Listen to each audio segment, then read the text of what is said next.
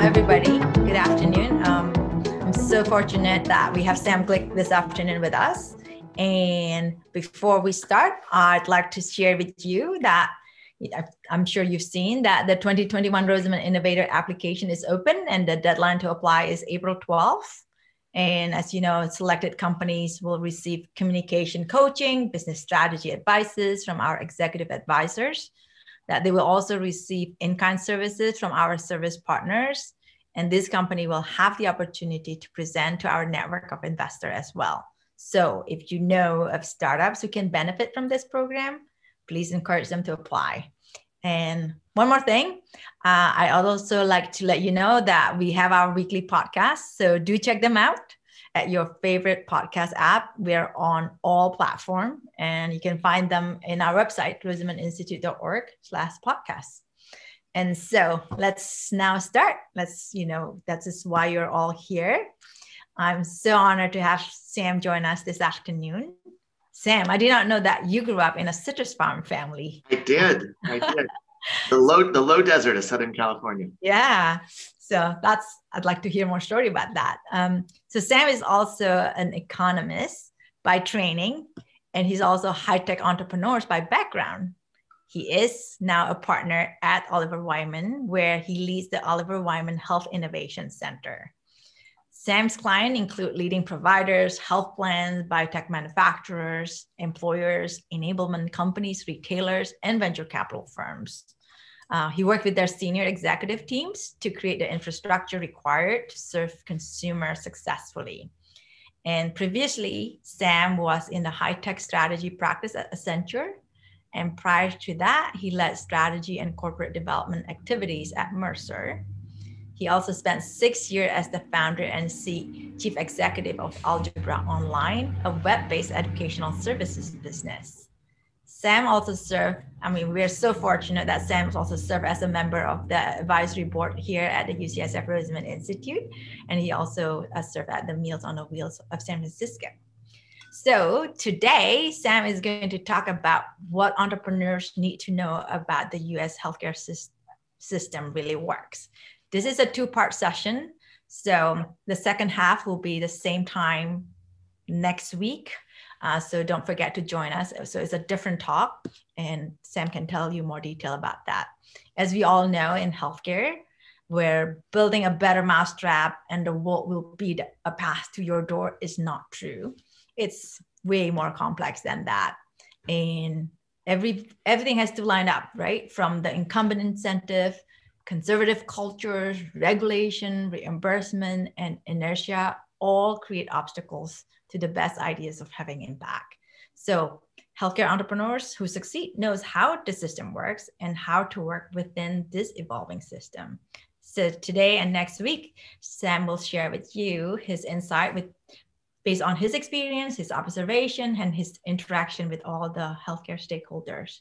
So one more thing before Sam start his talk is that Sam will take questions from you all along the way. So feel free to post your question in the Q&A section on the bottom of your Zoom, and he'll answer as he goes. With that, Sam, take that away. Terrific. Thank you, Christine. And I'm delighted to be here with everybody, at least virtually here together. Few things. As Christine said, as we go, please put questions in the Q&A. And then I know everybody's got busy lives and can't necessarily stay through the whole thing. So I'm going to put in the chat right now my email address. And if you've got questions and you want me to answer them offline because you have to drop before I get to it, just shoot me a note. Or if there's anything I talk about where it would be helpful to have some of the supporting information or research that underpins it, most of the time I can send that right over. So feel free to send an email in addition, but would love live questions in the Q&A, and I'll take them as I go. The topic today, when we started doing this, we started talking about this session. We talked about it as kind of a healthcare 101, if you will. And I don't think it's actually really that. What I find is in working with a lot of entrepreneurs, like everybody on this webinar here, is entrepreneurs come to healthcare for a whole wide variety of reasons, some with deep experience in healthcare and kind of have seen from the inside how a better way is possible. Some as kind of technical innovators themselves, some with really deep personal stories about how the healthcare system has not served them well. And everybody seems to have a certain depth of knowledge about one part of the system or from the perspective from which they started. But in order to work in healthcare and be successful in healthcare, we've really got to take a kind of whole system view. And that's particularly true from an entrepreneurial perspective, where you really have to focus initial efforts on what you're developing, how it fits into the businesses of the payers and providers and employers and pharma and others that we're trying to sell to, and how we think about how our value proposition can change the system while also advancing their business. So in terms of splitting this up, what I thought I might do today is part one. We'll start on some of the kind of first principles. What are the basics of the system that any good solution needs to address, and how does it need to work? And then dig in on the health insurer side. Next time, we'll talk more about providers and other aspects of the system. We can only do so much in 4 hours. So this is a US-centric set of presentations. We do have good data on at least some other countries, and many of these principles are applicable globally. But if there is a particular country or a particular aspect of something outside the US that's of interest, shoot me an email and I'll get you whatever I have on it. But we'll focus mostly on the US. We'll talk about payers today. We'll talk about providers and others next time. And like I said, let's have a conversation as we go here. All right. So let's start with some sort of first principles. Many of us have heard the stat, more than $3 trillion spent on healthcare in the US. Already it's approaching 20% of GDP. If we look at the growth in that and what's projected going forward, it's what you can see on the chart here. We are growing at roughly 5.5% a year, well outpacing inflation, well outpacing many other industries. And there are a number of reasons for this. There are underlying demographic reasons, people getting older and sicker and poorer, and we know that affects health. There is also a labor reason here. So about 3 years ago now, healthcare passed retail as the single largest industry by employment in the country. And so it's an incredibly labor intensive industry, which is driving some of this cost. Innovation drives a little bit of it. But you can see the kind of growth rates by segment on the right-hand side here, and it's quite striking. The Medicare coverage for those over 65 is growing at 7.4% a year. Private insurance really growing at 4.8%. Most of that is in unit cost. In actual membership, what we see is that commercially insured is growing at less than 1% a year. In most counties, which is the level at which we have data in the US, government pay is growing at 3 to 4 times the rate of commercial insurance. And it's why you see such interest from payers, from providers, from innovators all over the map in how to serve government pay patients well, government pay consumers well, because that is where the growth is coming from. The large commercial insurers are largely in a game of stealing share from one another when it comes to commercial insurance, and really the new growth is coming from government pay. Other thing underpinning this growth, as we saw, as I said, is is an aging population. When we look at the census projections forward on the left-hand side here, we're moving towards a place where we have nearly a quarter of the US population 65 plus. That drives utilization in the program that's known as Medicare. The right-hand side of the chart I actually find even more interesting, which is the ratio of people 18 to 64, so think working age, per senior citizen. And at the turn of the 1900s, we were 14 to 1. We're a very young country. By 2000s, we're 5 to 1. We're sitting here somewhere a little under 4 to 1, and we could end up at 2 to 1 in 2060. And this creates huge opportunity for innovation. So I mentioned healthcare is already the single biggest industry by employment in the US. It continues to grow. It's incredibly labor intensive. And many of the cost solutions require making that labor more productive or replacing labor altogether. And so when we think about opportunities for innovation, solutions that make labor more productive and ultimately replace labor with technology, address some of the staffing issue that we're going to have on the right-hand side, because we are on a collision course to have about 2/3 of the country taking care of the other third, which is not a sustainable place to be. Some of you have asked in the Q&A, by the way, if we'll distribute the slides. Christine and Erminio, I am more than happy to distribute them as long as you can figure out a way to get them to everybody.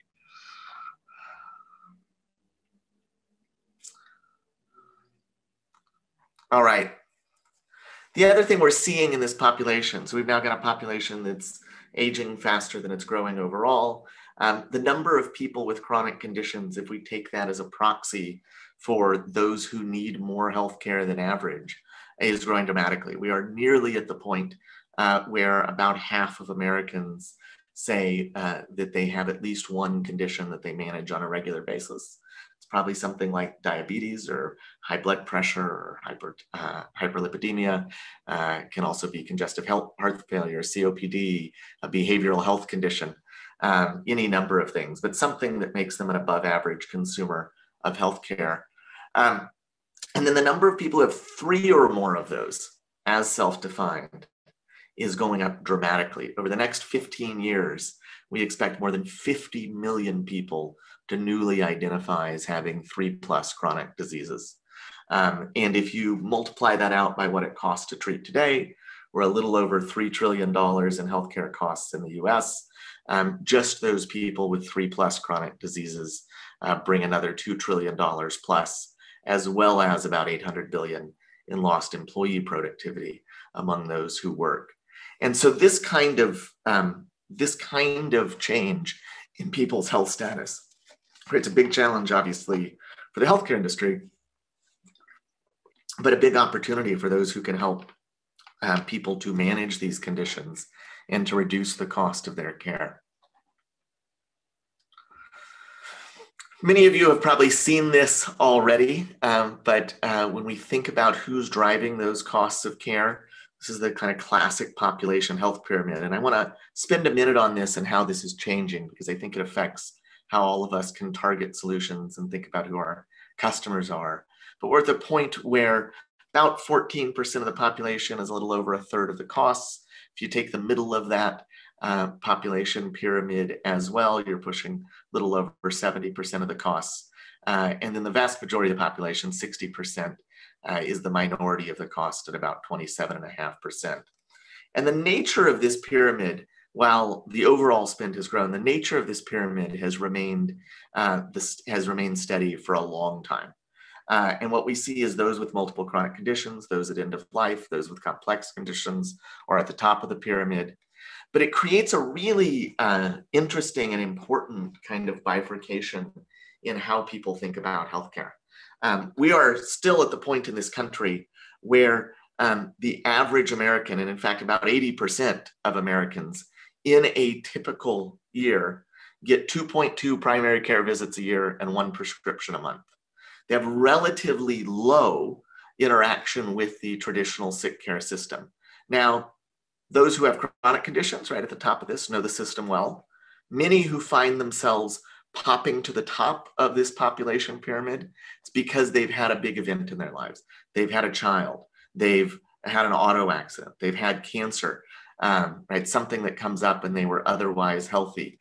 But there's this combination sort of in the population of those who sort of live at the top and the middle of this pyramid, understand the system well, are engaged with the system regularly, may not be getting great care, but are driving a lot of the costs. And then there are those who are getting those 2.2 primary care visits a year, maybe 1 prescription a month, and who every so often move into the top of this pyramid. And in fact, what we've seen is there's about 40% churn longitudinally in the top and middle of the pyramid in terms of who those individuals are. So people coming and going and coming and going. And that's part of why one of the great challenges in healthcare has been predicting healthcare costs in year for a particular individual, because there is so much turnover toward the top of the pyramid. It also has led to a real focus on those with chronic conditions who are reliably at the top and the middle of the pyramid. And you see a lot of innovation and a lot of models focused on that. And this is one set of examples. I won't read all the numbers to you, but you see both traditional players like health plans and healthcare providers and others focused on specific populations, but a lot of innovators also focused on these. I'm going after end-stage chronic or polychronic, or those with complex conditions like cancers and HIV and others. And as a result, for a number of years, the sort of ticket to success has really been about controlling costs for a targeted population in part of this pyramid. And the costs in this pyramid actually are largely hospital costs. So in 1960 in this country, about 37% of US healthcare dollars went to hospitals, about 24% went to physicians, and the rest went to everything else. And 2 years ago, the latest for which we have data, 37% went to hospitals, 24% went to physicians, about 13 or 14% went to pharmacy. That was growing pretty significantly, and the rest to everything else. But what that means is what we've done over 50 plus years is largely kind of grown the pie, and hospital costs are still the driver of high costs in healthcare.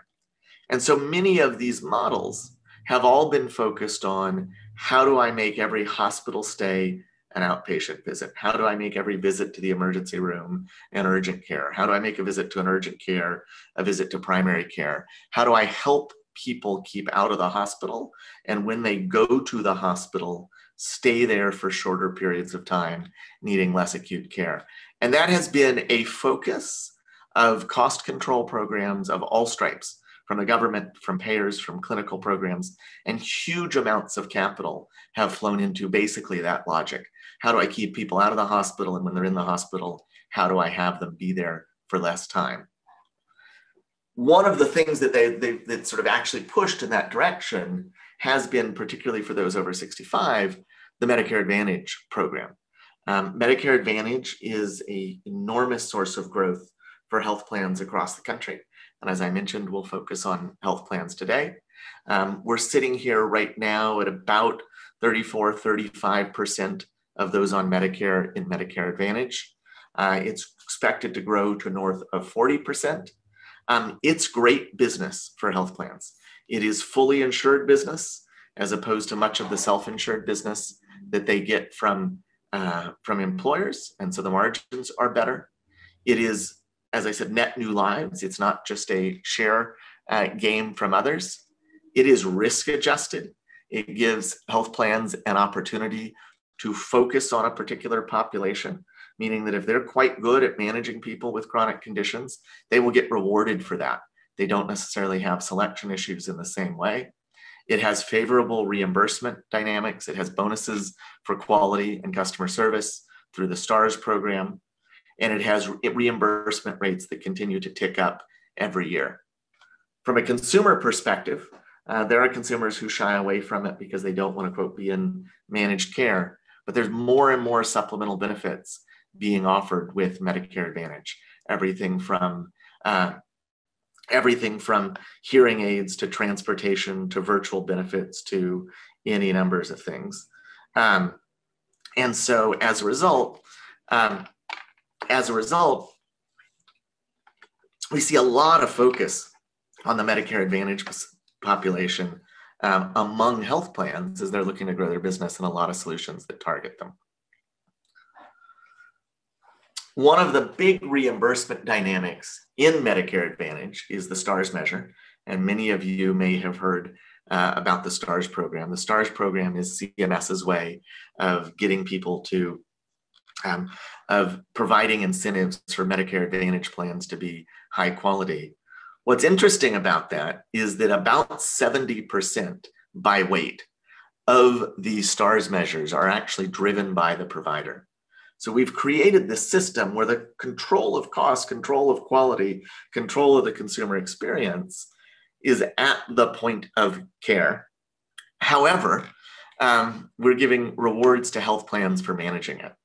And you can see what those measures are on this page. This is a really important page to pay attention to for those of you who are thinking about what your value proposition might be to health plans for helping them manage senior populations. These are the things that matter in terms of the bonus that they're going to get from CMS.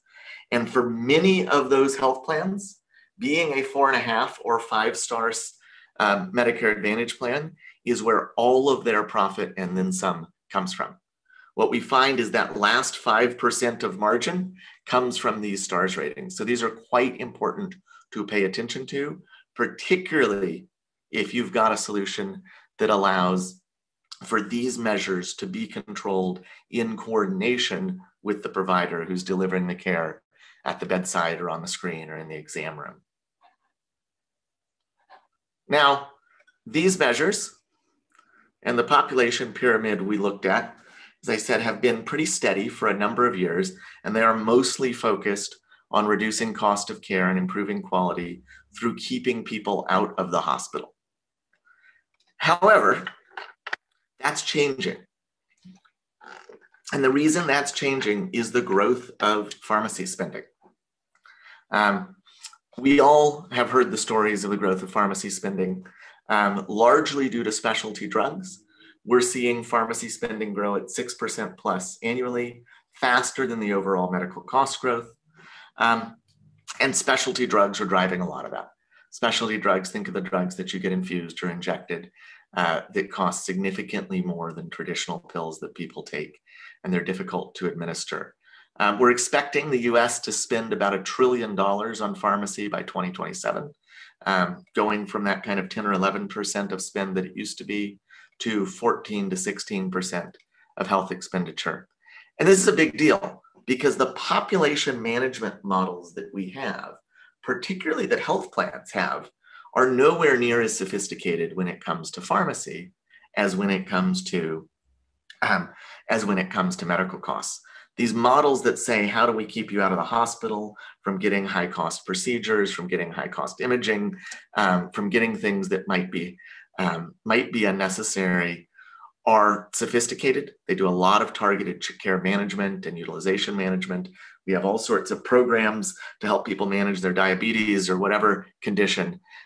Most health plans for pharmacy costs have very rudimentary measures for controlling those costs. Really things like formularies and step therapy and prior authorization. And if you think about that from a consumer perspective, all of those things are actually quite consumer unfriendly. You know, the idea of step therapy, that what I say to somebody is, there's a drug your doctor wants to give you, but why don't you try these 3 other ones that probably won't work first and come back in 12 weeks and then we'll give you the one you want. It's kind of torture, right? It's not very consumer friendly. It's not very interesting, or it's not very impactful on somebody's life. And so the health plans are starting to wrestle with this. And there are a few that are investing pretty significantly in pharmacy costs and in pharmacy cost management. And that's for good reason. So if you think of this chart, this is one of my very favorite charts lately, by the way. I brought some of my greatest hits today. But if you think on this chart of this kind of blue line as that medical cost population pyramid unfurled, the red line, the sort of pinky red line on here, is doing that just with the pharmacy costs. And we have a very different situation in the US when it comes to the concentration of pharmacy costs. It is a much steeper pyramid. Now, this is just the commercial population, but the Medicare one would look mostly similar, where about 1% of the population is a third of pharmacy costs in the US. Let that sink in for just a second. About 1% of the population is a third of pharmacy costs in the US. And the stuff at the top of this pyramid is very different than what's at the top of the pyramid on medical costs. The top of the pyramid on medical costs are those chronic and complex conditions, end of life, that kind of stuff. The top of this is a whole range, kind of a grab bag. It's rheumatologic conditions and immunologic conditions and blood disorders. And yes, there's some cancer up there, but it's a whole range of things that are much harder to control, don't necessarily lend themselves to the kind of lifestyle modification-oriented chronic care management solutions. And every health plan in the country that I spend time with is wrestling to figure out what to do about that curve, right? And what population management looks like. So when you think about conversations to have with health plans and how you think about your value proposition in this world, one, how do I think about it in terms of the populations that are growing, really Medicare and Medicaid? Within Medicare, it's Medicare Advantage, and how do I think about driving Stars performance? Let's look at the stuff on that list. And then do I have something meaningful to offer in helping to manage pharmacy spend, which is perhaps one of the top considerations or concerns that we see for health plans. So I'm gonna take a breath for a second. Maybe we'll turn to a few questions that we've got, and I'll just take them in here. Dave Brown, thank you for asking a couple of them here. The percentage of healthcare cost accountable to hospital. That latest percentage is about 37, 38%. It's pretty steady per the National Health Expenditures data. And then it's about 24% from physicians. And then, as I said, pharmacy costs going up to 14 to 16% over the next few years. And then the rest, everything else, home health and imaging and labs and a bunch of stuff in there. Hamid Rahani, yes, happy to share the recording. We're recording the talk and happy to share that with others. The good question from Laura McIntosh about these pharmacy costs, and would pharmacy costs be significantly better managed with better compliance?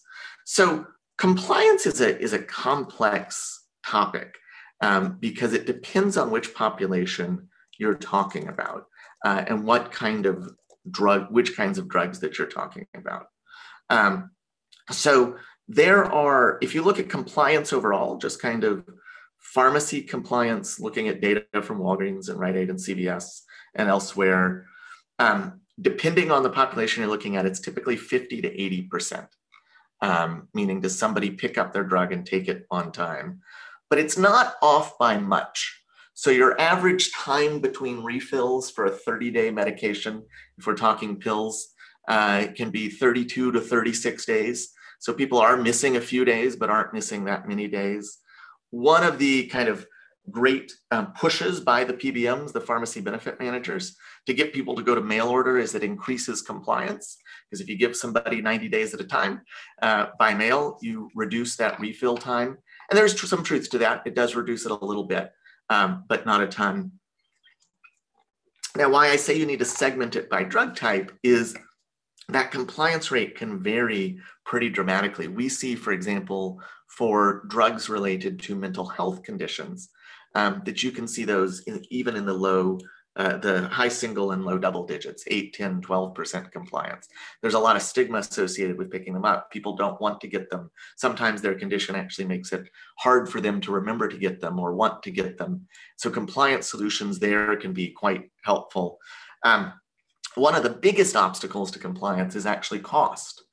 So Walgreens shared some data. We have a big health innovation event that what they have found is that when a consumer's out of pocket for a drug crosses the $50 mark, which seems to be a bit of a tipping point, that the pickup rate or the decline to pickup rate changes by double. So basically saying that when somebody comes to the pharmacy, finds out that their out of pocket is going to be more than $50, they are twice as likely to walk away and tell the pharmacy to reshelve it than they would have been if it was under $50. So cost is a big part of this. And some of the compliance issues have had to do with the growth of high deductible health plans, which remain one of the more popular models for commercial insurance, where somebody in January in their first fill of a specialty medication, for example, can get hit with a multi-$1,000 bill, which drives compliance issues. So compliance is complicated. Pharmacy costs would certainly be better managed with better compliance, but there's a lot of reasons for chipping away at it. Sorry, just keeping track of my questions here so I don't miss anybody. Kevin K has asked, will the increased need for hospitals during a pandemic have an effect on the trend to reduce hospital procedures and hospitalizations. Hospital demand has been really interesting to watch over the last year. At the beginning of the pandemic, sort of spring through summer, we saw a dramatic drop off in hospital utilization, and it hit those systems that are most dependent on traditional fee-for-service reimbursement, value-based reimbursement, et cetera, the hardest.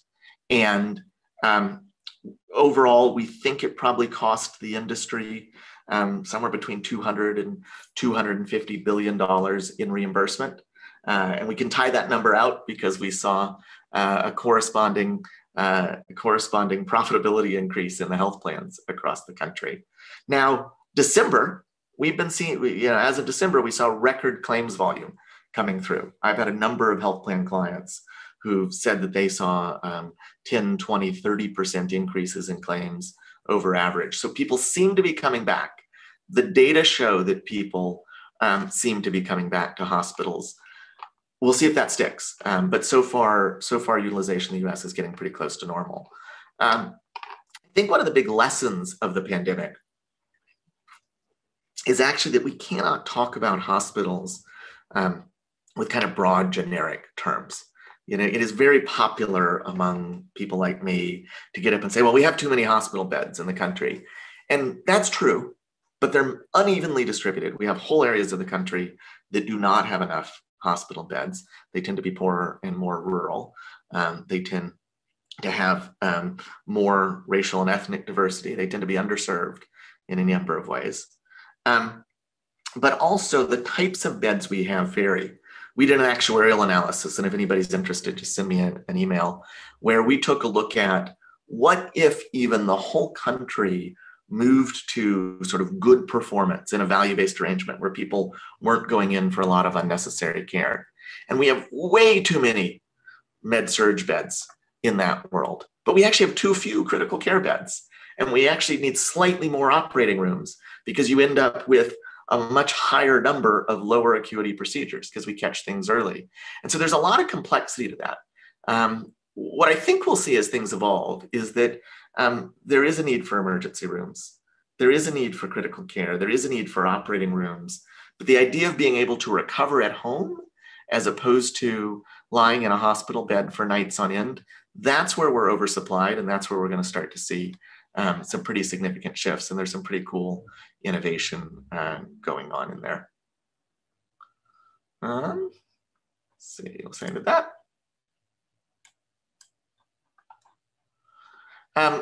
Verna Rodriguez, what % of med device and diagnostics looks like in terms of cost and population? I don't know off the top of my head. It's in the same data that I pulled to give you the stats I gave. So if you send me a note, I'm happy to look up that line. I just didn't happen to put it on my chart. Probably same question. What % of the high costs would be orphan drugs? I don't know off the top of my head, but there's, as you can probably imagine, a pretty big spreadsheet behind this chart, and I can try and look it up for you if you want to send me a note. The hospital cost, Nancy Lynch asks, does the hospital cost include SNFs and long-term care? It does not. SNFs and long-term care would be in that everything else category that I talked about. So you can pull it out. I believe SNFs and long-term care kind of in the mid-teens percentages, but I can check that for you.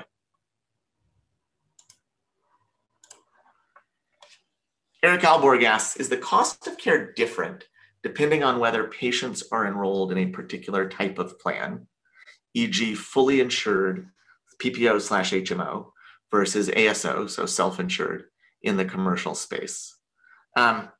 We don't see that.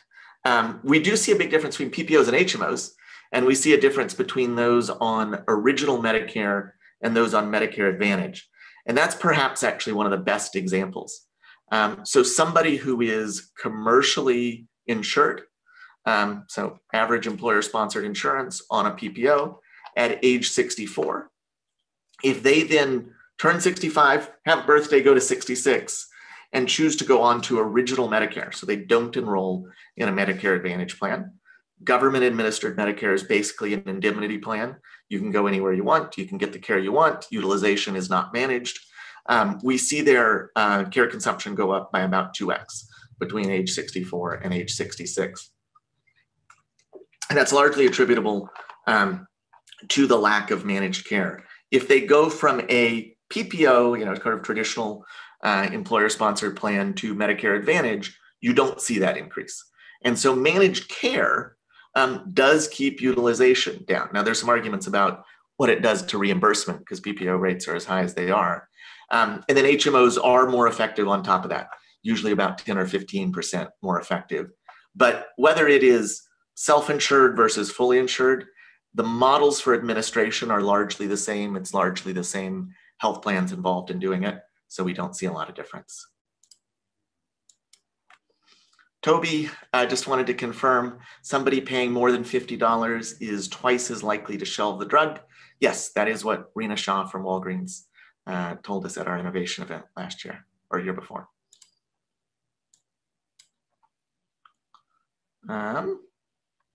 I'll do one more and then I'll sort of keep going. David Grossoff asks, what percentage of healthcare labor costs and total costs is MD/DO revenue/income? Depends a little bit on how you count, because you say the income piece, because the independent physician market, those are basically small businesses. And then you see many medical groups where the physicians are equity partners. But when you look at a typical health system, of the labor budget, it's usually about a quarter that ends up going to physicians. Nursing is actually usually the biggest item on top of that, particularly in places in California where nurses, like California, where nurses are collectively bargained.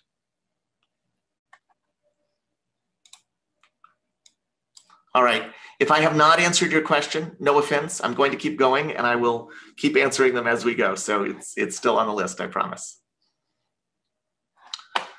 So just to kind of tie out the pharmacy point, this is what we see in terms of growth of specialty. We'll send this chart around, as we said, but the ability to manage drug costs and manage specialty drug costs in particular becomes very important. The other side of this that I want to encourage us to take a look at when we think about consumer costs is, the left-hand side are the stats I just rattled off. About 38% going to hospital, about 24% going to physicians and professional services. The way that consumers experience the costs of the healthcare system are dramatically different. And that's the bar on the right-hand side of this. For most consumers, by the time they land in the hospital, they have actually met their deductible. They may have met their out-of-pocket maximum. They're only spending about 9% of their out-of-pocket dollars on hospital services. And the thing they're spending their own money on is drugs and supplies and professional services, prescriptions, and doctor's visits. We did a little case study where we looked at 5 or 6 health systems across the country and said, what if something very common happens? What if a family of 4 with a high deductible health plan from a typical employer gets the flu? Mom gets the flu, comes home, gives it to dad, dad gives it to the kids, and they each, over the course of the month, at the beginning of the year, haven't met their deductible, end up going in, and they go in and they get an office visit, and they get a rapid flu swab, and they get a Tamiflu prescription, and maybe they buy some Tylenol at the drugstore. And if you add that all up, when we looked at health systems, that cost out of pocket for that family was somewhere between $1,500 and $2,000 at the beginning of the year. Now, we would never think from a kind of population health perspective, a system perspective, that costs of treating the flu would be anywhere near the top of the list. But from an out-of-pocket perspective, that's a huge consumer issue. And so one of the things I would encourage everybody here is you're thinking about your solution. If it does address costs, am I working to address system costs, right? The plan sponsor costs? Or am I working to address out-of-pocket costs, which therefore then change consumer behavior and how people think about what care they get, where to get it, and how to do it? And this chart is one worth keeping in mind as you do it, because what people pay versus what the system pays is pretty dramatically different.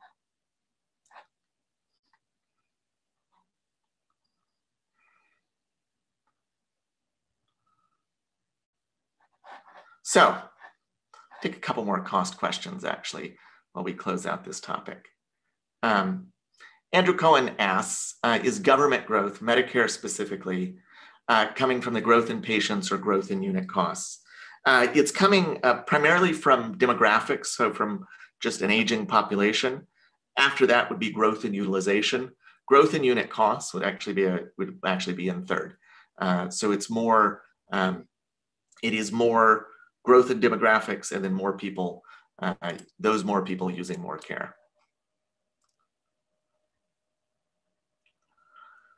Herbert Hurwitz says, how will licensing and certifications evolve? When will Siri replace or meaningfully augment versus complicate providers?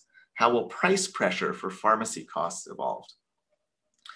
The first one, your guess is as good as mine.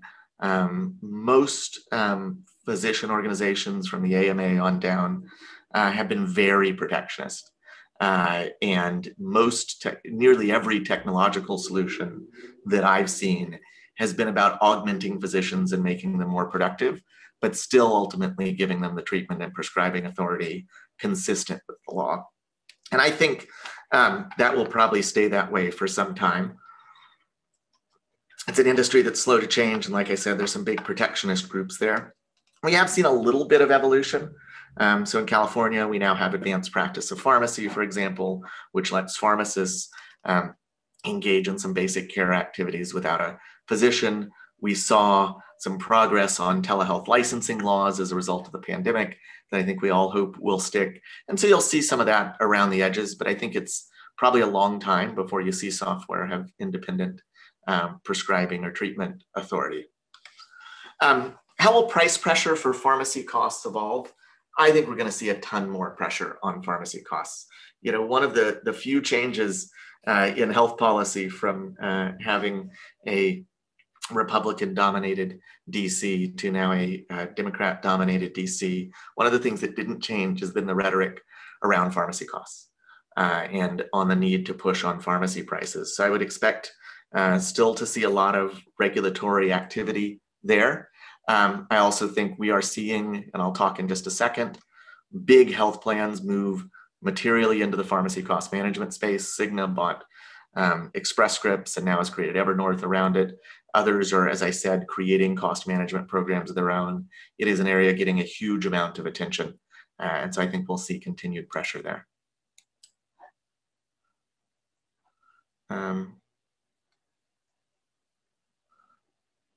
Yeah, how much hospital cost comes from, this is Keenan, how much hospital cost comes from supporting services, such as administrative, facilities maintenance, et cetera? And is there an incentive to reduce it? It's a good question.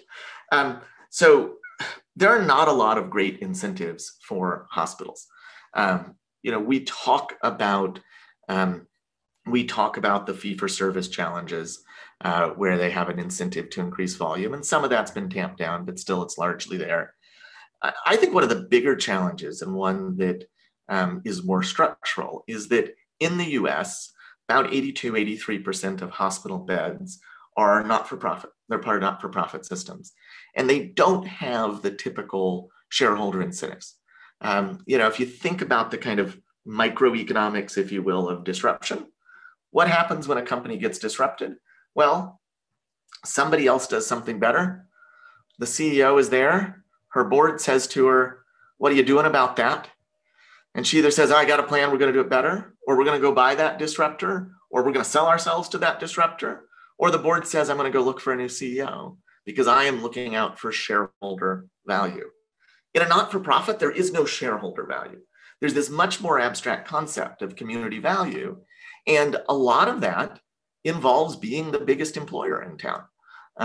You know, the most common large employer in most cities in the US is the health system now. And all you have to do is look at lists of private employers to see those. And there are states where the largest employer is a health system.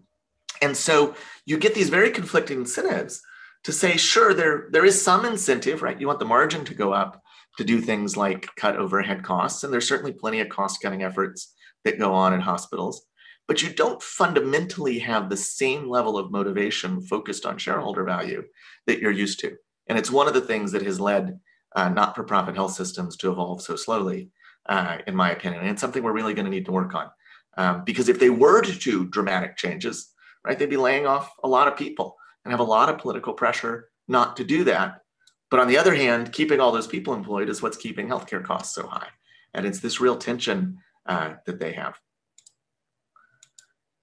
That gets me to Leighton Artusi's question: what are the major cost expenses for the hospitals categorically? Labor. Typically 50 to 60% goes to labor. The next would be pharmacy and supplies, and then there's a bunch of little stuff on there. There is some carrying cost for the hospital and a reasonable cost of capital.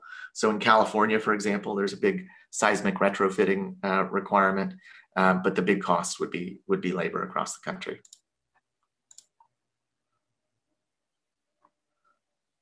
John Ralston says, how can you then turn patients into shareholders? I think it's a great idea. I like that idea a lot. How do you help them have an incentive? And some have integrated, right? It's why some say they create health plans or that kind of thing. But I think we need to figure that out. Let's see.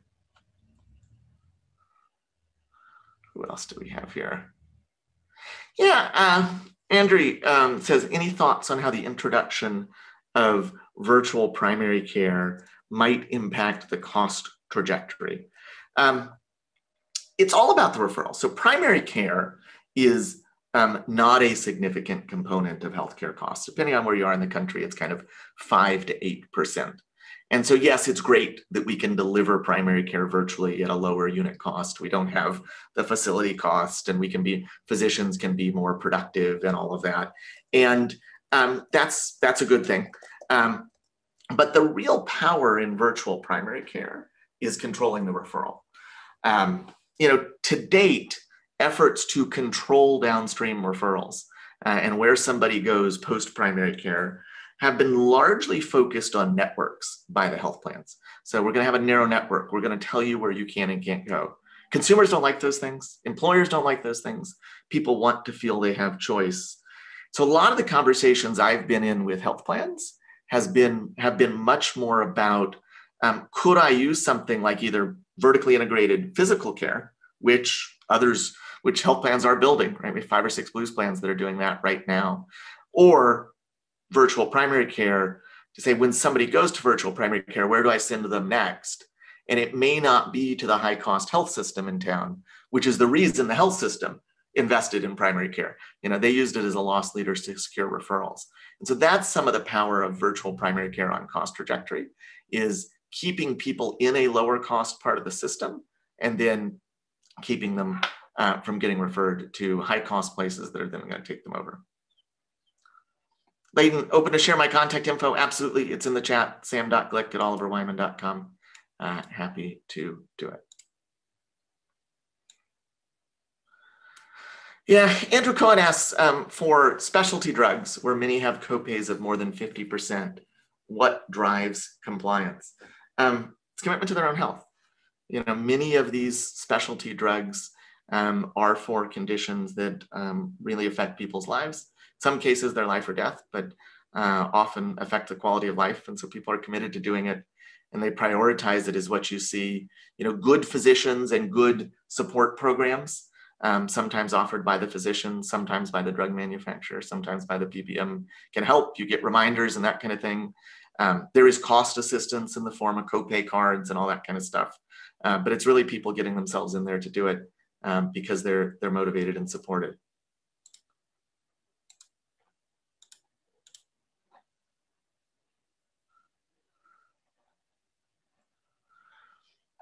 Dave Brown asks, on the topic of hospital costs, what's the average cost of an ER visit? Lots of definitions of costs. I'm assuming we're not talking about the kind of fiction that is a hospital rate card. But in terms of cost that is paid by the insurer or the consumer combined, it's right around $2,000. The average revenue per bed in an ER. They don't quite think about it that way. Sort of it's more revenue per bay, but it's probably in the $5,000 to $10,000 per night, per day in a busy hospital. In the hospital at large, it's probably more like $5,000 or $6,000 if you've got good payer mix. If you've got bad payer mix, it's only a few $1,000s, but significant revenue coming in. Steve asks, hypertension is a huge problem.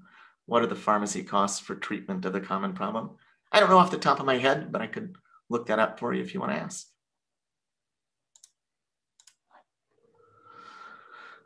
John Ralston, are serious efforts underway to introduce more non-pharmaceutical treatment alternatives? There have been a lot of push and effort on digital therapeutics. The idea that behavior modification can be as effective as a drug. And we've seen that. We're seeing growth that. It is being still put into the traditional claims-based system. It is being put in the traditional claims-based system and being reimbursed in traditional ways, but we're seeing a lot of growth in digital therapeutics. I think those are serious efforts.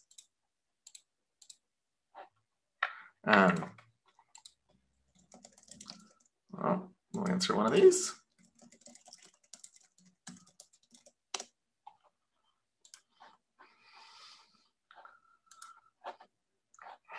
All right.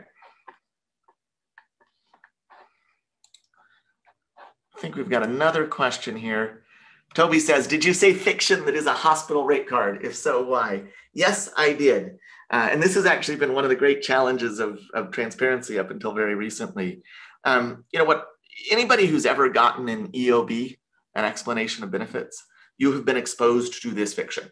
Hospitals set rates based that are very, very high. They are their list rates because they're not allowed to charge anybody more than what's in that rate card. And it reminds me, for those who are observant, if you've ever been in a hotel and there's a plaque on the back of the door that says the rate for this room is $1,200 a night, and you know that you on Priceline paid $159 a night, right? It's because those states have laws that say you can't charge more than your rack rate. The hospital rate card is the rack rate. Almost nobody pays it. And so when you get an EOB and it says hospital charge less insurance company discount, that insurance company discount is actually just the difference between the rate your insurance company has negotiated with the hospital and some fictional rate that they have set on their rate card. It's one of the great inequities of the system in that somebody who doesn't have any insurance gets a bill that has those rate card rates on them. It's often terrified by it. Now they can go to the hospital and get charity care and get a discount and get all of that. But that rack rate represents a tiny portion, if any, of most hospitals' rates.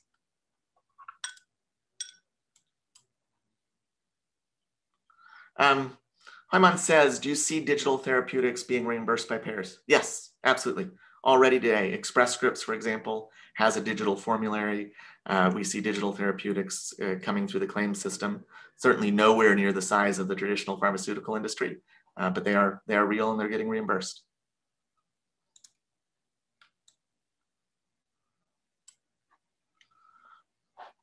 Let's see. All right, some of these we'll touch in a minute. So let me keep clicking through and we'll pause for questions again in a second. So when we're talking about health plans, and that was the focus of today, it's worthwhile to think about who we're talking about because it's not a lot of players. And so when somebody says to me, well, I'm going to sell the health plans, my first response is, which one? Right? You don't have a customer number, you just have names, you know who you're going after. In the US, nearly 90% of membership comes from 20 plans. When you get to 30 plans, you get north of 90%. And when you get to 90 plans, you've basically covered the whole country when it comes to commercial membership. What that means is that when we think about a plan strategy, it's really which plans are you going after in which markets and what are they doing? And are you going after national plans? Aetna, United, Cigna, Humana, those kinds of players, right? Big chunks of membership, big elephant hunting. tend to be growing in things like Medicare Advantage, Managed Medicaid, diversifying their businesses, etc. Am I going after regional plans? Something like Western Health Advantage here in Northern California, for example, maybe a more targeted offering, maybe easier to access. Am I going after the Blues? So Blue Cross Blue Shield licensees, they're independent plans everywhere they practice or everywhere they have membership. So Blues is the brand that they license, but they are independent plans. They represent about a third of total health plan membership in the US, and there are 35 of them. Am I going after local plans, or am I going after TPAs, these third-party administrators that offer a kind of low-cost alternative for self-insured employers? And this is an important piece because you've got to have a strategy per plan. The Blues talk to each other. They spend time with one another. They look to each other for references. They're both collaborative and competitive in some ways. The national plan's highly competitive and have a very different kind of book of business. Regional and local may be a little more community oriented. TPAs, much more focused on low cost. And so thinking about what kind of membership am I going after, to the point we talked about, am I helping them with their Medicare Advantage growth? Am I helping them with stars?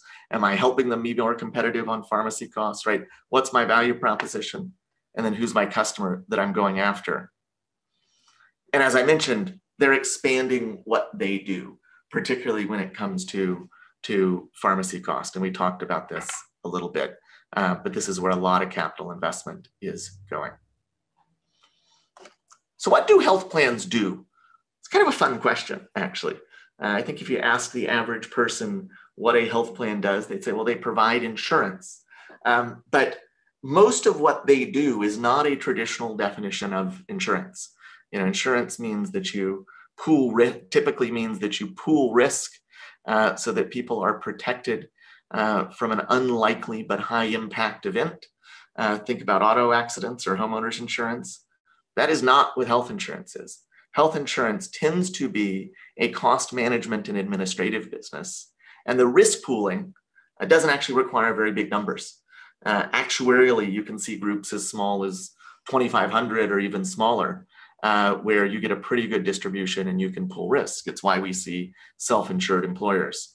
So what do health plans actually do? Well, they sell products, they build products, they price products, they manage a network, they manage pharmacy costs, they use data to manage costs, and then they administer everything along that chain, and they do it over and over and over again. And they look much more like an administrative company, a customer service company, a sales and marketing company, increasingly a clinical company, network management company, than they do like a traditional financial services business or an insurance business involved in pooling risk. And so when you think about who do I sell to if I'm interested in selling to health plans, entities don't buy things, organizations don't buy things, people do. And there is somebody who owns each chevron in this chart. Who are you selling to? Which of their needs are you meeting? How are you helping them think about what they do and how they could do it more effectively, more efficiently, or in a lower cost way? And I encourage you to think of this as a map if you are selling to health plans. Where's my buyer on here? Do I know the names of these people at the health plans that I'm going after? And do I think about what my value proposition is to specific ones of those people? Got some more questions here. I'll take them as we go. Toby says, just to clarify, so non-insured are paying the fictional prices on hospital rate cards. Toby, they are billed those prices. I suppose a few do. If you're a billionaire who flies in from the Middle East, you probably just pay that rate. Most of the time people get those bills and then call the hospital and negotiate something individually or get charity care. But the kind of sticker shock of getting one of those bills can be pretty significant for them. Katie asks, how does Kaiser Permanente or another HMO fit into the health plan framework? Differences, similarities to others you show. So Kaiser Permanente is sui generis, particularly, and well known for those of us here on the West Coast who grew up here. Kaiser does everything that you see on this chart. They also do everything that a provider would do, and we'll talk about that next time, a kind of similar chart for providers. Their difference is the way their funds flow and revenue model works. So to them, all of the revenue comes in through the health plan. Physician groups and hospitals and pharmacy and all the related services are costs of that health plan, and it exists in one captive system. So they would tend to be light on things like claims processing because they don't have a lot of claims in the same way. They would be much more integrated at the point of care. So things like medical management, right? Utilization management, condition management, et cetera, much more likely to happen in the exam room through the electronic health record with the doctor. But they have all of these capabilities. They just have them in a way that's much more integrated with the care delivery versus this kind of arm's length negotiation that is a traditional health plan.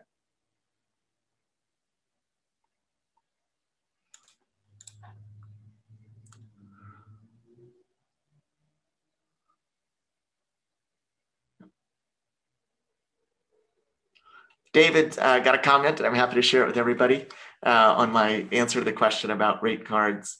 Note that there are and will be more expediters to negotiate with hospitals over bills for errors and to pressure on price for rack rate, self-insured rate, and other monstrosities. Yeah, I do think we're seeing growth in both regulatory pressure and those that are popping up to help people with those challenges, and rightfully so.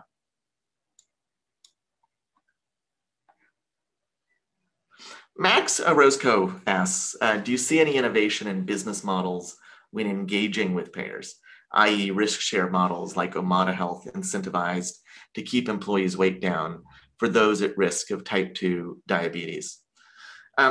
Risk is a broad and ambiguous term, particularly when we think about risk share. And one of the things I would encourage everybody here, if you're thinking about designing a risk share model for your own product or service, is, am I taking risk on cost of care, or am I offering a performance guarantee that says I deliver the outcomes I say I'll deliver, that guarantees I'll deliver the outcomes I say I'll deliver? And that distinction is actually quite important. You see many players, and the Omada reimbursement one I don't know specifically, but you see it in Omada and Livongo and all of these kinds of players who will say, we are putting a solution out there to reduce weight or to improve HbA1c or whatever it might be. And we are willing to put the fees you pay us at risk based on those. That's important. That's a very important performance guarantee. But what you're betting on is that the solution you've designed worked as described. What risk often looks like, sort of in a true kind of health plan downstream risk, is to say, I know that doing those things is going to reduce cost of care. And so I'm willing to take both upside and downside where there may be accounts that I truly lose money out of pocket on, because I know that I'm going to affect the downstream care delivery. That's really quite hard to do without some hands-on care delivery. It's hard to do from just an enablement perspective. Now, with the world of virtual care and home care and others, you don't necessarily need to own a physical facility. But I think that split's actually really quite important. There's a lot of innovative performance guarantees out there, and they're important when you're betting on your solution. Increasingly, the challenge that health plans have in that, so we're talking about health plans today, is if I've got 10 vendors giving me a performance guarantee, have I just paid at least 3 or 4 times for the same outcome? And so they're much more likely to say, I want somebody to take attribution for that life, be responsible for the actual cost of care for that life, and have both upside and downside on it. And that's always the trick. And that's the trick that I hear health plans complain about with very innovative vendors, which is everybody shows up and gives me a performance guarantee, but I can only pick one per metric, otherwise I risk double paying. And that's one of the challenges you got to work around.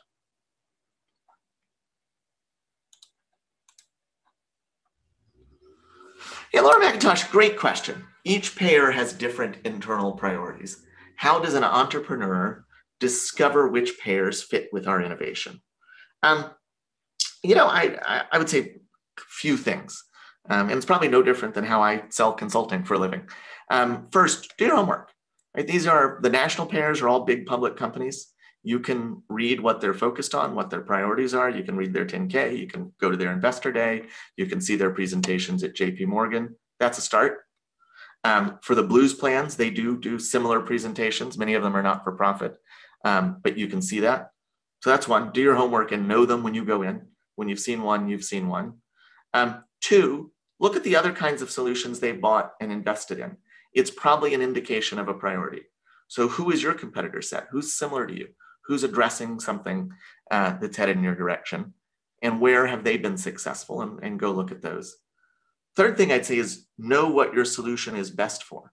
Some payers have very big books of Medicare Advantage membership.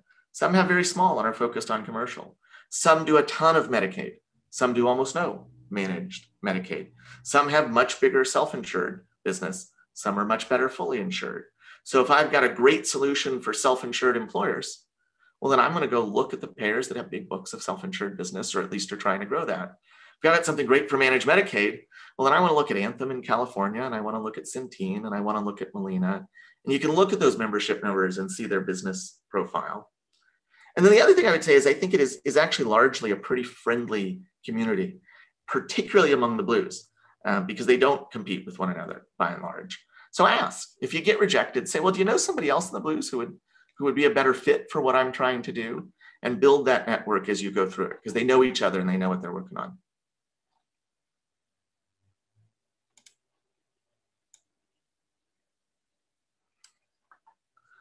Todd Roberts, do you believe that value-based care and payment bundling is here to stay? Which direction do you believe it's trending?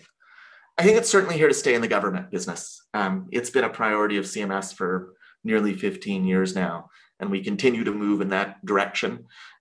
Republican administrations say that it's about reducing spend. Democratic administrations say that it's about improving quality and access, but it tends to be very similar programs when they come out. So I think we are continuing to trend in that direction for government pay. For the commercial business, it's been more fits and starts in terms of value-based care and payment bundling. It's hard to do in a self-insured model, which large employers prefer for tax and cost reasons. You've seen some experiments, but I think in the commercial business, much of the cost control actually comes from referral management and keeping people out of high-cost systems that are going to overutilize.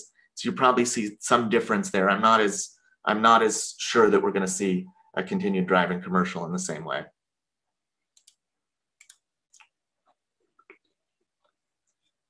Let's see. David Deacon, is mental health perceived as a cost driver or net cost reducer for health systems? Costs and benefits may be separated into different segments of the health system.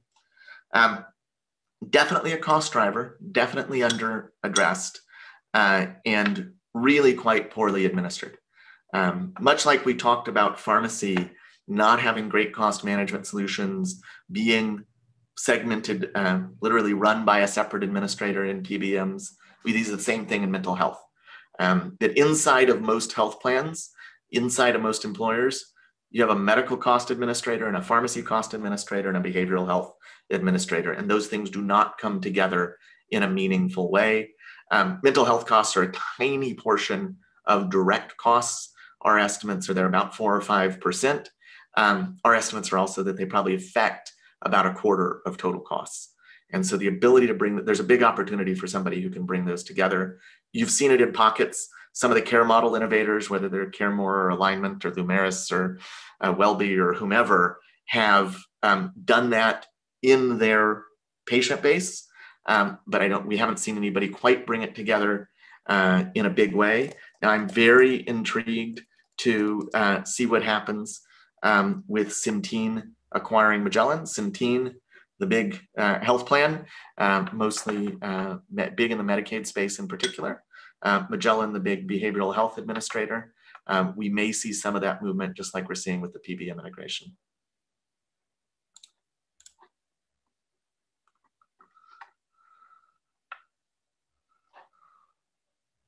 Laura McIntosh asks, have behavioral economic approaches like wealth paying people to take their meds been effective? If compliance pays for out-of-pocket costs, would that be effective? I don't know. That's a very good question. I know somebody I could ask if you want to send me a note, Laura.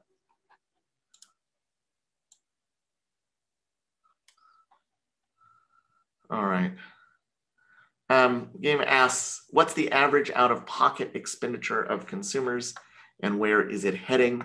Is there an opportunity for startups to sell to consumers directly? The second question is yes, and I think we see plenty of players doing that. You see some cash pay kind of sick care, but you need to look no further than somebody like Calm or Noom or the artist formerly known as Weight Watchers, that is WW, right? They are selling health to consumers directly. In terms of the kind of more traditional care, if we look at deductibles, they were rising year over year. They have plateaued a little bit, but for individuals, we're still talking north of $1,600 is the average deductible.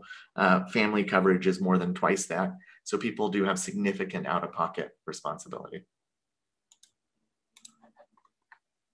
Samita, what is the reason for CPT codes to be so specific as to create a patient-like moat? For example, liquid biopsy for prostate cancer will shut out anyone else not using the specific technique of the company that acquired the CPT code. Sounds unhelpful to the medical good. It is probably unhelpful to the medical good. I think you are right. It is probably quite helpful to health plan billing and utilization management. They want that code to be as specific as possible so they can decide if somebody needs it to negotiate a rate for it in a way that comes with structured data. And CPT codes are structured data for the health plans. Most health plans traditionally only get 8 claims fields, not making that up, 8 fields of data with a claim on which to make a decision, and otherwise they have to go ask for additional unstructured data or to talk to a physician or look at a chart. So the whole system was designed to get as much specificity out of those 8 fields as they could. And I think it's a really important question for a startup to say, is the solution I'm developing going to be consistent with a code that exists in the CPT today? Because if not, it's going to be a multi-year slog to get a new code created. Not impossible, but it's going to slow you down big time. All right. Divya, I think similar to the question I had earlier, how do you identify the correct payer for your service? What if there are multiple? Fine for there to be multiple. You probably got to take a lot of runs at it, but which population am I serving? What's my value proposition? Who have I seen buy similar solutions? And then ask as you talk to them. Let's see. Randy Preston says, what are the primary areas of financial interest to hospitals for both revenue growth and profitability? I would split the sort of health systems, community health systems, I'm assuming you mean, into 2 categories. There are those that are kind of all in on value, moving to value. They're starting health plans, they're entering accountable care organizations, they're thinking about taking capitation and downstream risk from payers. They're very focused on those solutions that are going to help them control total cost of care and get more efficiency out of their assets. And in that way, they actually look a lot like some of the health plans. Those that are still predominantly in the fee-for-service business are focused on patient attraction and attachment, right? Getting somebody in as a primary care patient means that they're, as an attributed primary care patient, means that their downstream utilization of your system goes up 200% plus. It's what we call share of care, right? If you're a community system, you want as big a share of somebody's care as possible. And then you also want to make sure that you are driving volume into your profitable service lines and among your profitable patients. So some of this is what we'll talk about next time. But unlike with health plans, who actually make a lot of money on government pay, health systems run a massive cross-subsidy business where the commercially insured in aggregate are about a third of the volume, about 2/3 of the revenue, and 300 to 500% of the profit, right? They subsidize everybody else in it. And so if I'm a traditional fee-for-service health system, what I want is something that's going to help me get and retain more commercially insured patients, people with employer-sponsored insurance. I want to get as much of their care as possible. And then I want to drive volume in my most profitable service lines. And most health systems have a handful of service lines that represent all the profit and then some. I worked with one that made well over 100% of its profit on just cancer and pharmacy, and that subsidized everything else.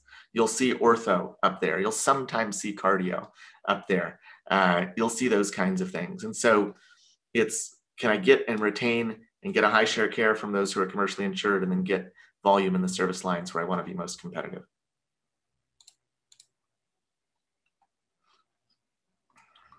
Let's see.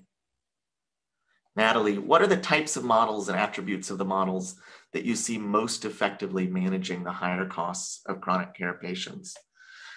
They tend to be there's a whole variation of them, some of them very high tech, some of them very low tech. And we talked about some of the examples like Omada and Livongo. I talked about some of the lower tech ones like CareMore. There's a bunch of them out there.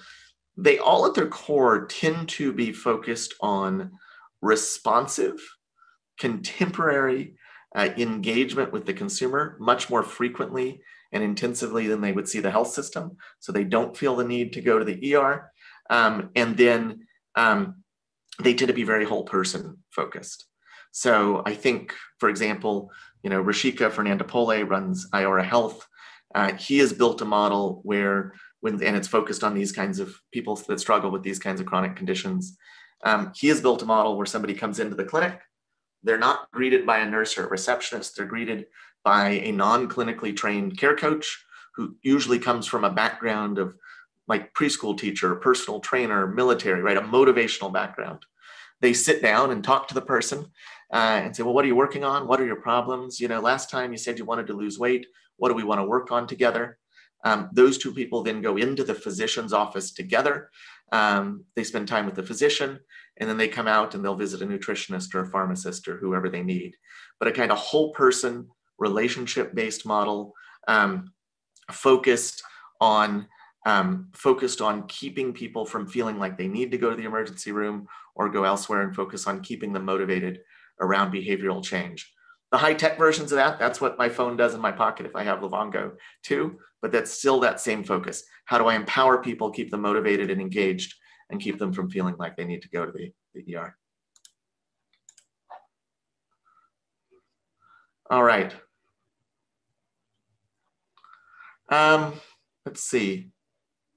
If you want to sell a service, this is Divya. If you want to sell a service or product directly to a hospital, for example, a platform or diagnostic that would reduce hospital days, how do you find the right person to sell to? Do you have an MD champion and then approach the CFO/CIO? Depends on the system. The physician champion can be really quite important. Make sure that they're at the right level. The first thing I would say is be patient. Of the selling cycles in healthcare, selling to employers is the fastest. Selling to health plans is somewhere in the middle. Selling to providers is a multi-year journey. They're slow to move. They're slow to procure. They're hard to contract with. Now they can be quite rewarding when you get that contract, but it's not a fast process. And then what I would say is think about your value proposition. If your value proposition is something that makes physicians' lives easier, delivers higher quality, yes, then you want an MD champion. If it's about performing better in CMS, average length of stay, for example, might actually be the CFO first. If it's an IT solution, then you want to start with the CIO. But what is your primary value proposition would be my first question. And then I would say that also varies with size. As health systems get bigger, you do tend to see you can have some purchasing authority in a local region or in a local facility, and you may want to focus there first. For a small community system, if you're not talking to somebody in the C-suite, you're probably not talking to somebody who can sign a contract, right? And so it depends on how big the player is. Samita, I don't have, she asked, what are the 8 data fields? that come with a claim. I don't have them off the top of my head, but if you send me a note, I can ask an actuary and they'll send them to me. Eric Alborg says, what financial metrics do you feel are most instructive when you are speaking with clinical/pharma providers to improve care? The reality is the ones that are linked to reimbursement, and we know what those are. Average length of stay is a huge measure for reimbursement for the Medicare population. Readmission rates are big for the Medicare population. The STARS measures back here, huge deal for health plans and for those at-risk systems that are downstream on Medicare. So what I would encourage you is, if you've got a solution, link it to a reimbursement linked measure, right? If improving quality for something that somebody doesn't get paid for, you'll have a lot of pleasant conversations and maybe a few people who want to do pilots. But when push comes to shove and where they think about where to put their investment dollars, it's these reimbursement linked measures, and you got to know those cold. All right. Divya Chandra again. Can you talk about how your business model can be based on value bundling? I think we just hit that. You're exactly right. Decreasing hospital days, preventing hospital-acquired infections. Again, sounds like you're looking at reimbursement link measures like STARS and HEDIS, and that's where I'd go. Let's see. Gabrielle, we are typically selling into the new product development innovation team. What are their needs? How are they evaluating new products? Are they truly looking for better health outcomes, or what will keep their employer customers happy? How do they make those trade-offs? So I'm not sure if you're selling into health plans or into providers with that. I would say with health plans, ultimately they're focused on gaining membership and having a differentiated product. Tends to be what those teams are focused on. Now they will do some kind of total cost of care management, but it's really what's going to make them stand out among what in a lot of states can be a pretty commodity feeling market for health insurance administration, particularly when they go to sell to employers. And so yes, they're looking for better health outcomes. What they're really looking for is either in-year cost savings that's going to make their premium more competitive, or something that's going to be so differentiating that they get a disproportionate share of membership. And those are the two things I'd focus on with health plans. With providers, similar, more focus on total cost of care if they're value, or if they're in fee-for-service, driving volume and commercial mix would be the things I'd want to focus on.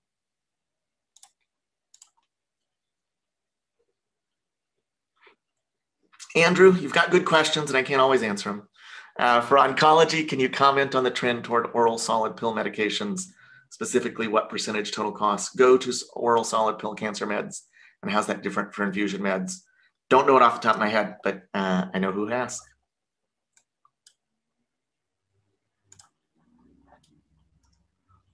Yeah, how do you get, this is a great one, Denise. How do you get the data to analyze your impact on ED visits or readmission rates or doctor visits, especially for tying that to a mental health service? This is the ultimate kind of chicken or egg question in being a healthcare innovator. And the short answer to that is you got to get a copy of a couple of early accounts. You probably have to discount deeply to buy their business. And in exchange, you have to, in an exchange, you've got to ask for access to the data and the ability to run it. And I think that's the biggest piece, which is get some early customers, be willing to say, we need to get either all the claims data on this population or all the EHR data on the population. We want to do the study together. That's where the early stats come from. And then I would make sure when you do that, you do it in an actuarially sound way. We see a lot of kind of early stats that are not appropriately risk adjusted. Don't look at the age and sex and health status of the population. And you're going to need an actual actuarial certification for somebody to take that seriously. But it's an investment worth making, and it's an important one.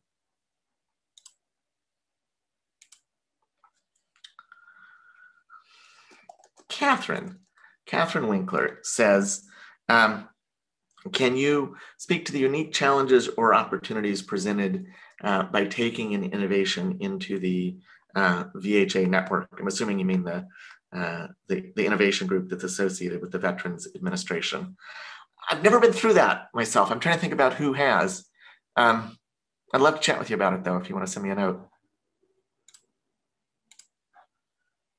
And then Christine, we are building therapeutics and want to talk to our customers to see if we are solving their pain points. What sort of person would I want to talk to with regards to payers? What job titles would I look for if I wanted to cold call them on LinkedIn? Not sure. I think one thing I'd say is I'd have a much clearer value proposition. I'm assuming that you're probably thinking about something that is kind of patient-facing therapeutic.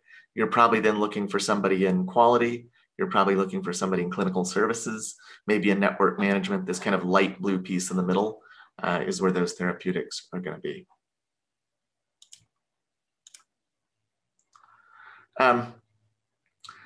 Dave Brown, for workflow solutions that improve patient flow and clinician efficiency, what metrics might we want to focus on to demonstrate value delivered, at least for the ED?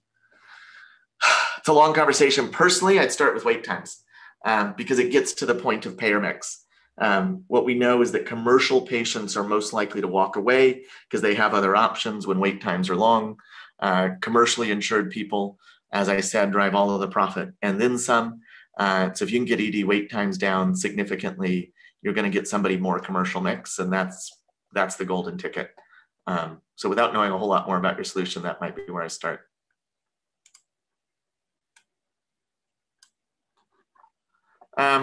Natalie, how important is it to have a peer-reviewed publication of a large controlled randomized trial versus a successful smaller pilot with the payer themselves? Ultimately you need both if you're gonna scale significantly. Health plans, and like I said, particularly the Blues plans where some of this starts, look for references. So if you've got a successful pilot with a plan that is willing to testify to that, so to speak, and tell the story of the value you generated for them to other health plans, that's a pretty good early start, right? I think you can get a good ways with that. Behind the scenes, you should be doing the randomized trial, the peer-reviewed trial that'll take longer, because ultimately you're going to need that to scale at the biggest levels. But those early references, not just something you can put in a PowerPoint, but somebody who will actually help you speak to your next customers. That's the ticket. And that's the question for your customers is, would you tell this story to somebody else? Would you actually price this in and tell people that you priced to them? Good. Trying to think about a couple of others that I might hit on. This page is probably useful given the questions that we've had. Just thinking about sort of where you might target. And you can look at this for kind of any health plan individually, but you can start to see commercial versus Medicare versus Medicaid and the margins that plan makes on each of these. This commercial non-risk, right? This is the self-insured employer market that looks like all of this membership, 97 million. They're making $4 a month on a member. On Medicare Advantage, they're making $51 a month. What kind of membership do you want to help them attract? What kind of membership do you want to help them tackle? Same with managed Medicaid. Varies a lot based on the state, but same thing there. Small group can be attractive, but not a lot of degrees of freedom in what you can do there. But this last line is important to keep in mind as you think about who you target your solution to.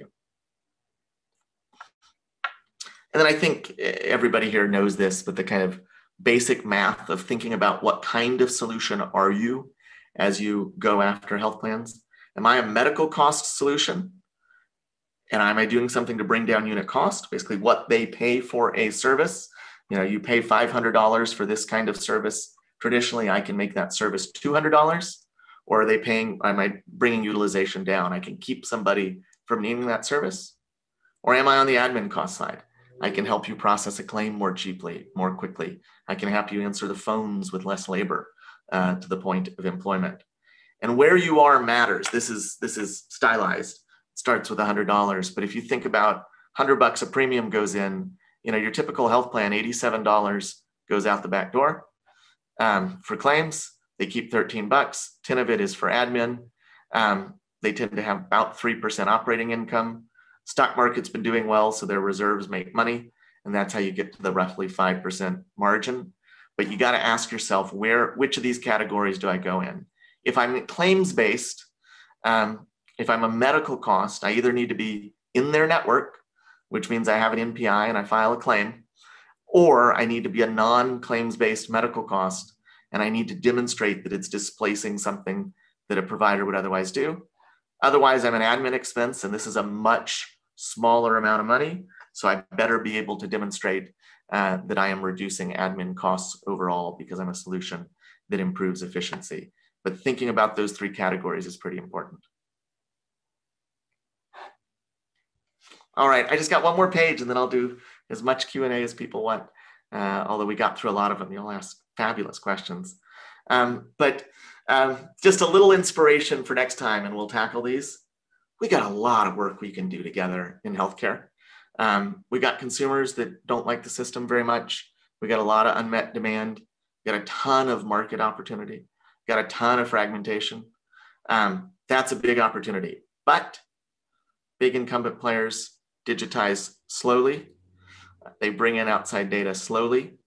Got a hugely fragmented market base. So we talked about there's probably 20 or 30 plans that represent the vast majority of the membership in the US. Next time we're going to talk about providers, where there are thousands of them, a very different kind of market. And we'll talk about that next time. Current economic models are entrenched, so you got to learn how to play into them. To the conversations that we had about how do I think about my CPT code? How do I think about which segment I'm going after? How do I align with the reimbursement incentives that are already out there? How do I think about how I fit into the network versus not in the network, et cetera? The good news is there's a lot of capital out there. I think these big players realize that they need help from companies like the ones represented on the Zoom here. So overall, I'm pretty optimistic and looking forward to our next conversation. So I am Christine and Herminio. I'm happy to take more questions. It's hard to believe my little tracker says I answered 50 of them, which I'm taking as an accomplishment. That's great. Well, thank you. Looks like all your question is being answered. There's more question from Dave Brown.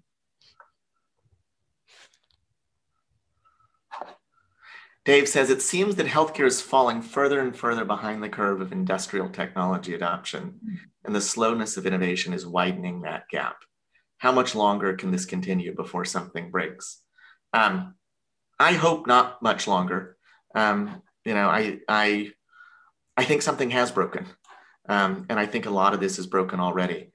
And I think the big question is, in order to succeed initially, you got to work with the big players.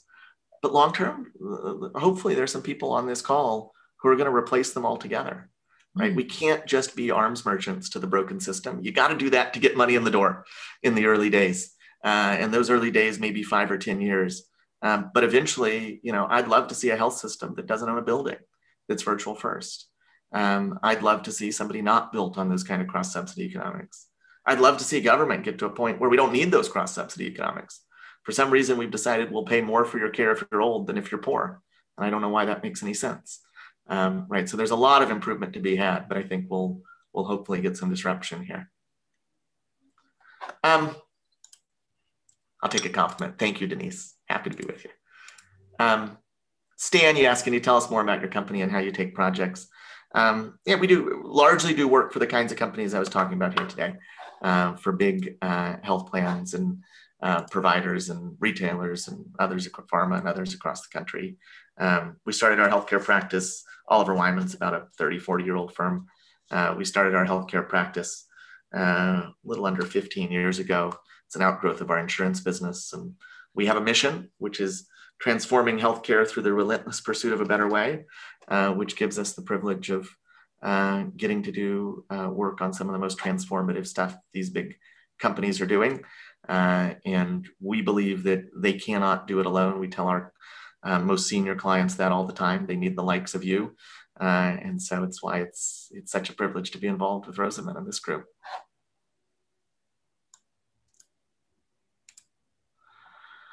Um, let's see, we got more questions here. Christine, I might actually put Todd's to you, if that's okay. He's wondering about if you have ideas for pathways for medical device funding. That's a tough one, especially in the seed funding, right? So, I mean, I always recommend people to go into the SBIR grant first. And, you know, angel investors, even that is harder to find, but you can't, it's something that you can't just get money from having a concept.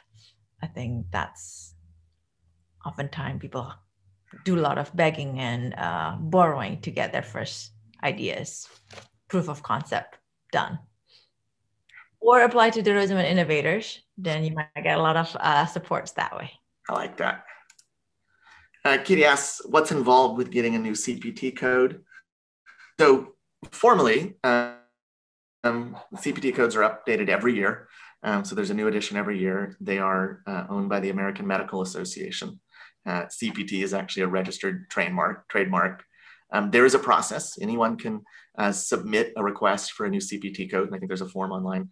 I will tell you, in practice, it's a lot of advocacy. Those who have gotten them added have lobbied the AMA, lobbied CMS, spent time with those who are influential in the industry, particularly the health plans, getting them to demand one because they're on the billing end of that. And it becomes a multi-year process to do that. So while formally anybody can submit it, it doesn't hurt. It takes some real advocacy to get it done. Andrew says, I understand most funds come from large companies, but do you or some of you know take projects from startups with a mix of dollars and equity? We at Oliver Wyman do that every so often. I know a lot of folks who do that otherwise. If you want to send me a note, I'd be happy to talk. Dave says, does OW advocate for specific vendors, like some of us startups, with some of your big clients? Otherwise, how does OW benefit from having a session like this? And then he says, I can trust him that he's grateful for this. So we do not have a channel program, right? We're not like some of the systems integrators where we install and recommend solutions or anything like that. We will occasionally be hired by clients to do a kind of objective assessment. We do that on just a fee basis, and we do that. You know, our belief is that you know, consulting that is based on frameworks is basically worth the basically worth the pay. I used to say paper, now pixels it's written on. And so we very much bring a kind of practitioner's mindset, and we do this work not just because we think problems are interesting to solve, but because we think healthcare needs to be better. And so, you know, Dave, understanding the kind of stuff you're doing and everybody here is doing makes us better consultants. We can paint a more realistic vision of innovation, and it makes the industry better. So we don't necessarily advocate for a specific vendor. That kind of compromises our neutrality. But if we know a solution that's a good fit for somebody, making an introduction is value added to them, and we're happy to do it. So that's why we do it. Divya, how do you get added to a CMS value bundle? Again, there is a technical process. The short answer is it's advocacy. There's a lot of regulatory advocacy that goes on. And then I think Manuel Ornelas is lack of medication adherence a big problem. Where can we learn more about the stakeholders in this value chain? It's significant. There's actually pay for performance that the PBMs give the retail pharmacies and others to improve adherence. There's some good reports online. I've got a few good reports. If you want to drop me a line, I can find some good ones on it for you. But it's a well-studied market.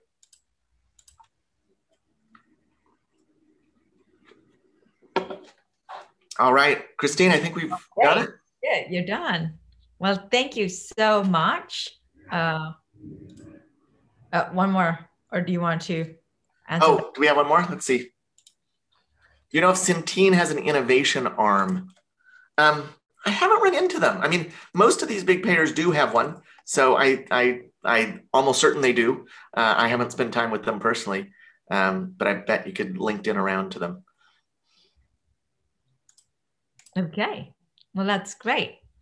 Well, thank you for your time, sharing your insight on on the health plan side. And next week, we'll focus more on the provider side. So come and join us. Terrific. Thank you, everybody. Okay, thank you, Sam. Have a good one.